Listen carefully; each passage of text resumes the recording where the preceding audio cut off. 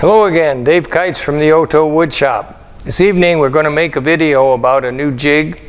It's a jig that lets you do resawing on the table saw instead of the bandsaw for pieces up to 6 inches high. You can actually use it for pieces larger than that, but there'll be a strip left in the middle between the top and bottom cuts that you can then take to a bandsaw, and it'll cut it off pretty easily then without walking or having all those other bandsaw problems. And then of course you have to clean it up by sanding or planing to get it nice and smooth. If it's less than 6 inches, it comes out pretty flat without any other fussing around. So the jig is kept back here on the shelf behind the drill presses, or behind this drill press anyway, right here.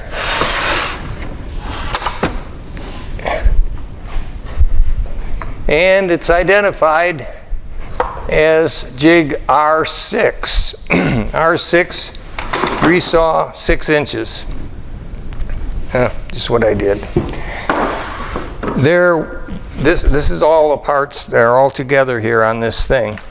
I've put together a book of, I don't know, probably 10 or 11 pages with pictures and step-by-step instructions. There's a fair amount of setup involved in using the jig, but it works quite well. So if you got an expensive piece of wood, or if you're doing a lot of it and it's the right size, this will give you a very nice result. So the jig is stored back there. The first thing is, when you get it down, to study the parts, make sure you know what the names of the parts are, because the instructions use the same name for the same part all the way through. So this assembly is called the side support device. It has some pusher blocks that work on it. The pusher blocks have different working heights. This is a full height, this is a very short one, and there's a couple others in between. You'll see how this works as we go along. So those are those parts, and then there is this, which is the height gauge. And you'll see how we use that in just a few minutes too. Okay, this is the back of the jig. This is the front of the jig. This part here is the hold down assembly, this whole thing, and it has these knobs that'll hold it up in the right place, and you'll see how we use that in a minute.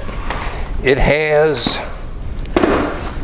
one T-track bar that rides in the right hand miter slot of the table saw. So the jig, hold down device in the front,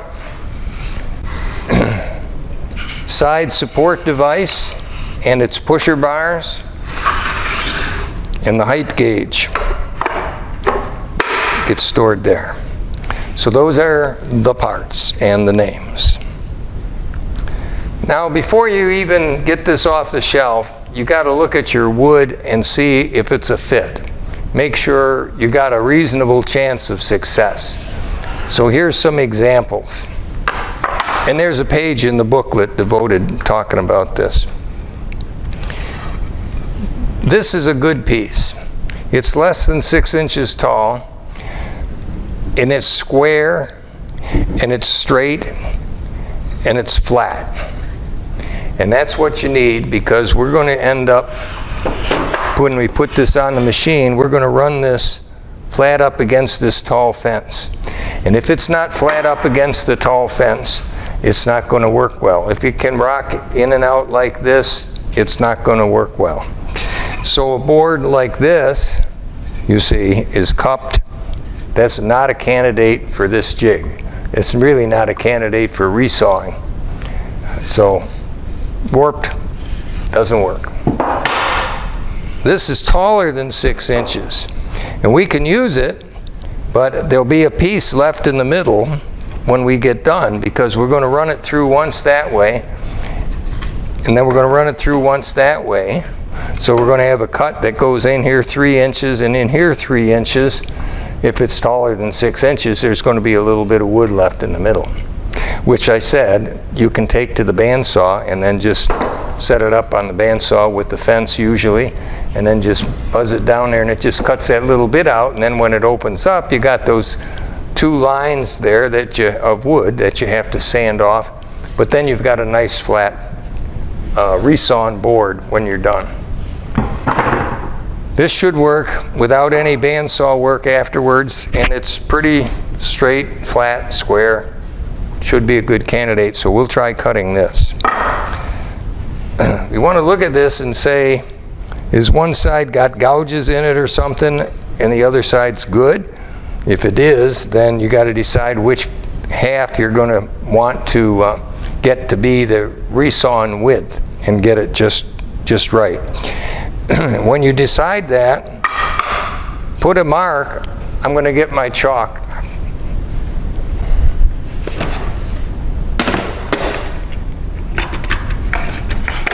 You want to put a mark on the side of the board that's not going to go against the fence. And the part that goes against the fence is the thickness that we're looking for. It's the resawn piece. Okay, so this is going on the side that's not going to be my first resawn piece. And so I'm going to put the line on here. No, I'm going to put it on here. Okay. So when I run this through the jig now, I want to be able to see that line.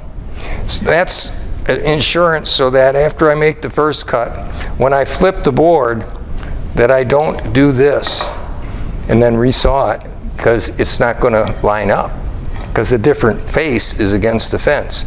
So when you flip it, you'll flip it that way and keep looking at the chalk line. Okay, we'll get to that. So there's your stock. So we're going to set up the saw. This will not work in this operation, and I prefer to use the zero clearance throat plate.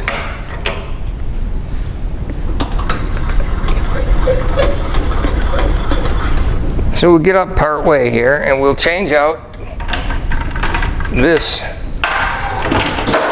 for the short one.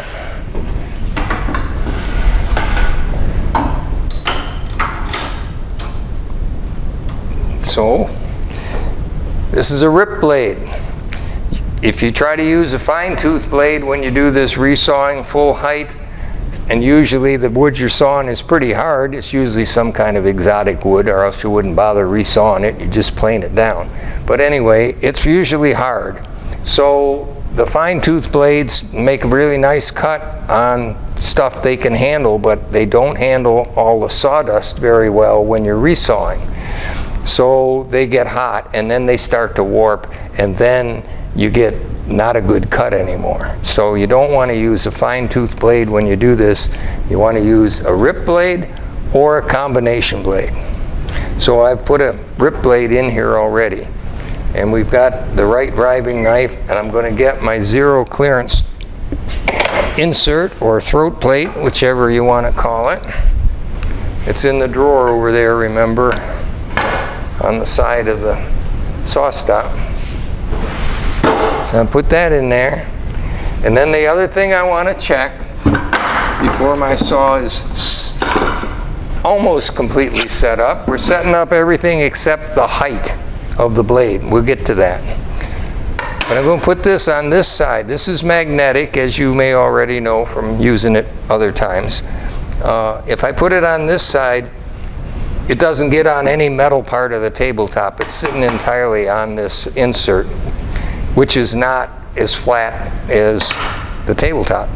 So we want to put it on this side so it's making good contact here, getting held correctly. And I put it where there's not a tooth on this part. And then I give it the eyeball, and we're pretty lucky. If I want to be real fussy, get you the flashlight, put that down behind there, and see if you see any light. And I don't. It's really pretty flat blade. It's doing well. So now we have the saw set up to that degree of completeness. Only thing left is to set the height, and we'll get to that, as I said. Now we're going to put the jig onto the saw. It has this one bar, as I showed you, and it sticks out this end. This is the lead end. It goes in the right-hand miter slot on this side. So it's not too hard to start this way. You can take that off to get it out of the way. Inside, there's these two knobs. They're attached to the miter bar. That's how you tighten it up when you get it where you want it. So we're going to put that in there with the knobs loose, so I can slide it in easy. And I want to slide it in until I'm 6 inches from the edge of the table to this point. And I had my ruler, and I think I left it somewhere. Oh, it always happens. Here it is. So not exact, but 6 inches. Right about there. Okay. So I'm going to put this back where I know where it is.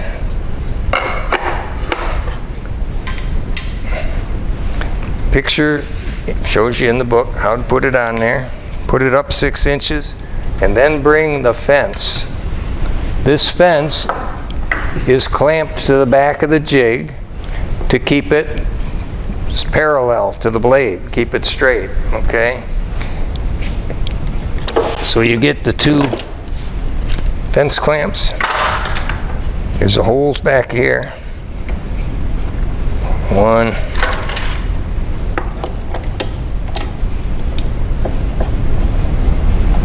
2,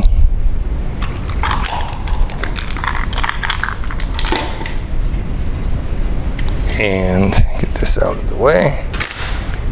And then just move it back away from the blade some comfortable distance there. And you don't have to lock it even, okay? So we've got the jig on the saw, we got this all prepared, except for setting the height. So now we're going to install the height gauge so we can set the height of the hold down device. So the height gauge, there's a hole here and a hole here for these dowels.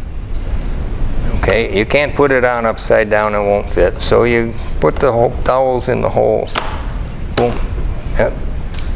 It's on. That's all there is to that. And now we're going to set the hold down height. The hold down is spring loaded. This part underneath here, you see? And he holds this piece down from the very start here until the end of the board goes past this part. He's always held down while he's being cut all the way through. That helps a lot to keep him from doing this, which is the big problem that usually happens when you just use the short fence and you try to do resawing. Inevitably, when you shift your hand or something, you do a little of this or a little of that, and right away the blade has messed up your piece. So this avoids that. So back to this. This was here. You bring this in. Now, when we set this, we're going to put the stock underneath there, and this piece is made the right dimension so that when you set it down on your stock, and just set this on the stock. Don't push this board all the way back against the fence, because then you'll be setting on the springy part. We don't want to do that. We want to set just on the hold down, the height gauge, the height gauge. So he's there, and we just want to, okay, so the dowels have got a hold of them, so let them come down and sit completely on the top of the stock, and then snug up these knobs. Okay, and now you can take the stock out, and you can take this guy off and put him back here where you won't forget where he is. And now it's set. And so now you see that spring goes up just the right amount. Got a hold of it. It's got a hold of both ends at this point.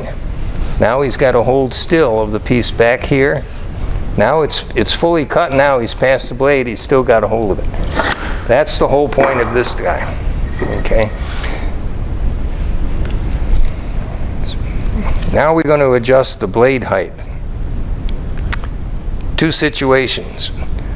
One case, the stock might be short enough so that you can do it in one pass. The blade will go up 3 1/8 of an inch. So I said, if it's less than 2 3/4 inches tall and you're going to do it in one pass, then we're going to raise it up high enough to do it in one pass. Let's say it's short. If it's short, before you put this away, you can set the blade height, because no matter where it ends up, if it's in the short range, less than 2 3/4, just set the top dead center of this blade tooth on this pencil line that's on that height gauge, okay? Pencil line on the height gauge if it's under 2 3/4. Otherwise, in the case we've got, it's over that. So we're going to cut it in 2 passes. There's no point in making the first pass 3 1/8 of an inch and the second one 1/2 an inch. As a matter of fact, it's not good because you got too much flopping around. It really works better, the jig does, including the side support device, works better if you cut just a little past halfway. So you would measure your piece 5 1/4, divide by 2, 2 3/4, I think, 2 3, about that. It's just got to be close. And then add 1/4 of an inch. So in this case, we would want about 2 1/2 and a little under 2 3/4 of an inch. So now you do that with the ruler. Just take the rule and set the blade height at, if I can find the handle, 2 3/4. And it doesn't have to be exact.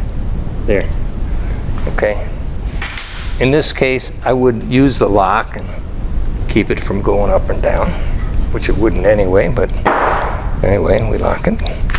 So now it's set. Now it's time to set the cut thickness. And this is a bit of a trial and error thing. I like to use my gauge blocks if I'm going to cut something like 3/8, 5/16, 1/4, whatever. I can set that up with the gauge block in between here, and it works really well. You can use the gauge block back here on the riving knife too. This is just a few thousandths, well maybe 10, thinner than the blade kerf. So he'll be a little bit different. If you use a tooth right near the top of the table here, a tooth that's got his set towards the fence, then you'll be doing the best job with your gauge block by setting him right against that tooth. That tooth is pointing this way, in towards the, and put your gauge block there and then bring this up until it just touches it, and back and forth until you get it so it's just the right width, okay? I'm not going to do that tonight. I'm just going to say, there, that's the thickness I want. And I'm talking 5/16 or so. Okay? Just in the interest of time. Now, I do want to say, though, that once you set that, you want to test, find a scrap of wood, anything, and make a test cut and then measure it and see that you got what you want for that time, okay? So it does not have to fit under all this or anything. You're just checking the thickness, so you can use any piece of decent wood and run it here on the fence in just an inch or so. Take it out and then just measure the cut you got left, okay?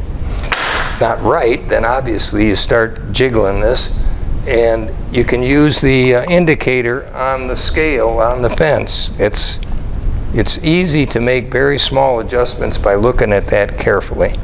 And that's the way I would do that. So let's say we've done all that and it is the right thickness now. We only have one more thing to do, and that is install our side support device.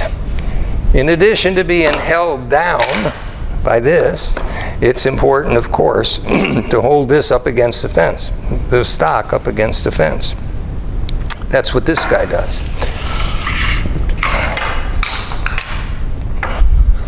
First, you want to use a pusher block that's the highest one you've got that's still shorter than the stock. So if you got some short stock, it's maybe it was this tall, okay? You would look at, well, that one's not as high as I could get. Well, that one's good. See, he's just even or just a little bit below the stock. So then I would use this one for this one. But in our case, we can use the full height one. So we put him in there. Now, this has a bar also.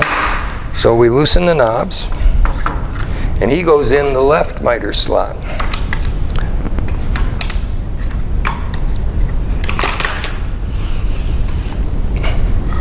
Okay.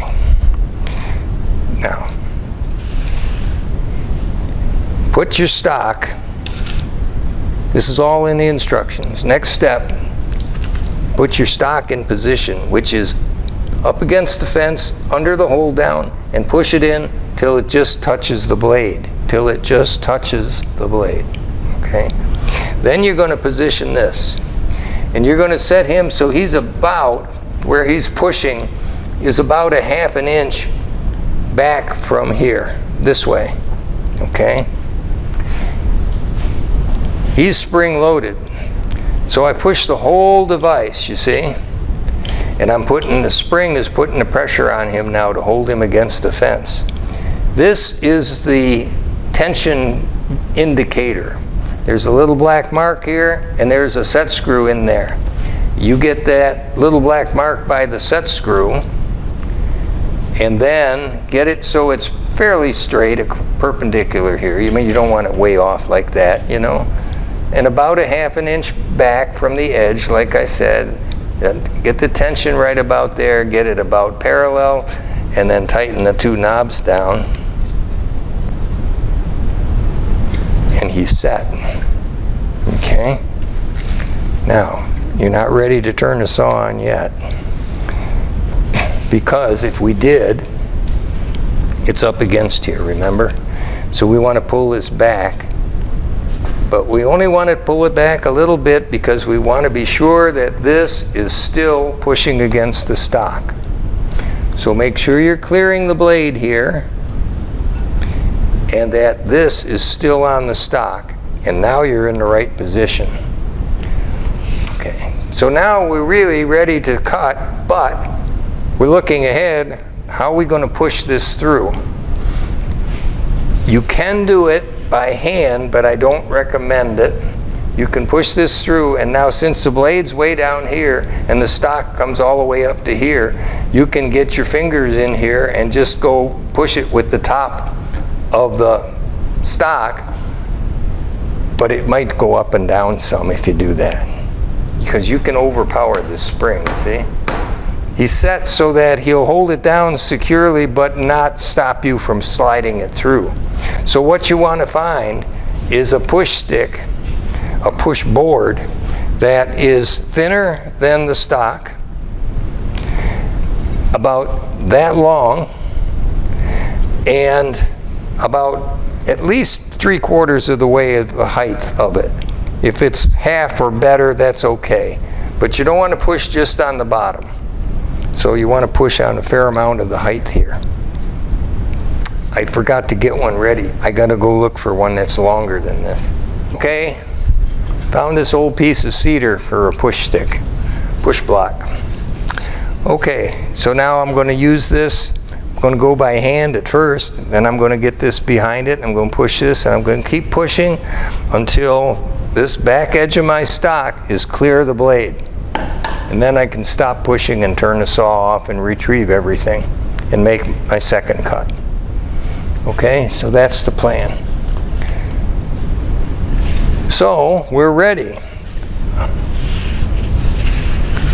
Slow, well, not slow, medium slow, steady, don't stop if you can avoid it, and just keep pushing it through at a medium slow rate, and it should work. What's going to happen is, of course, this is going to get cut when it gets into the blade, and so it may chatter a little bit when it first starts. You got to be ready for that, so you can't just nonchalantly push it through. You want to guide it through, keep it against the fence, and control it, and then push it until it gets all the way through. We can use it again for the second pass. Okay, so we're going to turn the saw on and see how it works.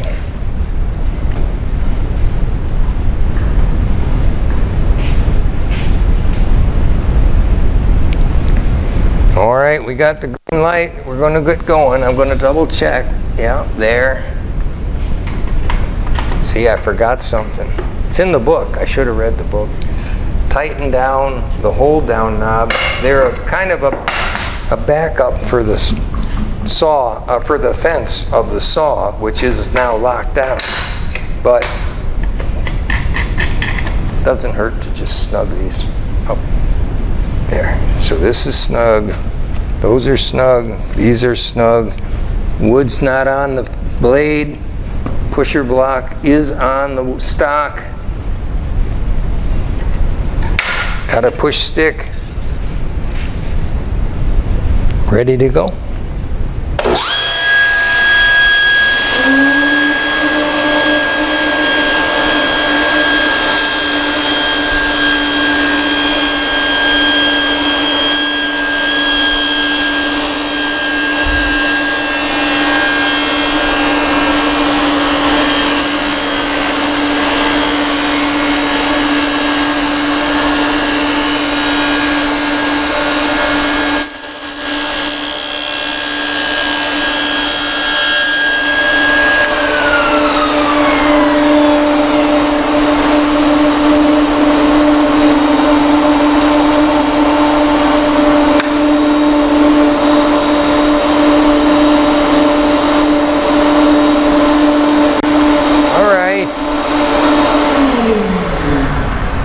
I guess I ought to shorten that time a little bit. So there you go. I went past the blade like I planned to, and was slow and steady. It still had a hold of it, but I messed up, didn't I, guys? Yeah, I did. Remember my chalk line? I forgot. If I'd have read the book, it says check to make sure the chalk line's on the outside. Well, I didn't do that. I put it on the inside. So now I got to keep it on the inside, or else I won't get the right result. You can grab this spring-loaded guy right behind here and pull him back and put the stock in the right place, so it's not on the blade, but he's on the pusher. He's up. He's just gotten started here. That's good. And you're ready for the second pass. When you first start to push it, if you just go out here and start to push, you might do that. So don't do that. Your hand is safe behind here. So you can, when you're first starting at least, you can hold it against the fence at the bottom, just behind the pusher bar, just so you don't do that, okay?